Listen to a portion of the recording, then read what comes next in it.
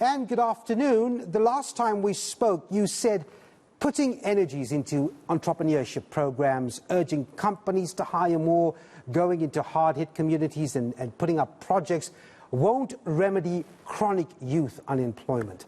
Why aren't these approaches effective? Devon, the real issue South Africa faces is a structural one, and we have to do two fundamental things. We have to take the bold actions to get investment increased in the country and much faster growth. And then we have to make changes to our labor laws, not wholesale, but carefully calibrated changes in order to build a much more labor-intensive economy. Until we do that, it's impossible to deal with a vast scale of unemployment. And it's really important to appreciate we're not dealing with 1 million or 2 million unemployed people. We're dealing with an enormous number of our workforce. The people in employment today, about 2 million less than there were before COVID. So this is a massive structural problem, and it doesn't require small initiatives. We need to get more and more and more firms growing in South Africa and starting up and succeeding in order to mop up the unemployment as fast as possible. Because, Anne, you've said before as well that if you want to create jobs, the level of skill is important here, isn't it? Because the scale of lower skilled jobs are just not available to absorb that bracket of people because those job opportunities are not there. So it really is what opportunities are put forward to the people that suffer from this very drastic crisis bracket that we have. Well, there's no one single bullet. That's important to understand. We've got to stop thinking as though we have a highly skilled workforce. Unfortunately, we don't. South Africa has failed over the last 40, 50 years to build a skilled workforce. And we should be doing far more to make sure that we don't fail over the next 10, 20, 30 years. So there's a lot to do on that front.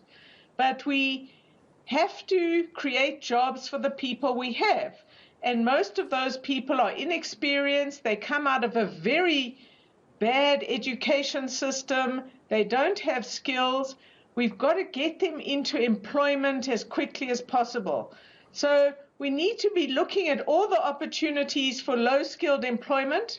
Tourism is one area, and the government needs to both get much more directed in this, stop making bad decisions, and open up the country as fast as possible to tourists so we can start driving that. But the other is low-skill manufacturing. This is how many other countries have created opportunities for millions of people, and we insist on not doing this. And we have proposed a way of doing this as an experiment, a policy reform zone in the Eastern Cape, around the Kruger development zone, and we need to experiment and see if South Africa can attract people who will set up factories for low-skill activities to create jobs through clothing, through assembling toys, through all sorts of things that other countries have done, and we're not doing this in any concerted way. It's a massive failure in our view. And before I let you go, I've got just a few seconds left. I mean, the investment conference last week, any faith in those big numbers we saw there changing the fortunes of young people? Well, a lot of those announcements have been made before. Some of them are projects that are already taking place. Some of them are loans. They're not investments. So I'm not in favor of these big summits, whether job summits or investment summits, really. I'm in favor of the country taking some big, bold decisions much faster than we are and putting people in place and processes in place to have world-class ports. That means we have to go for competition. We need much better logistics in the country, and we need to deal with crime. We need to deal with the security of the environment in which investors will be risking their money. And thus far, we're making no progress in that area.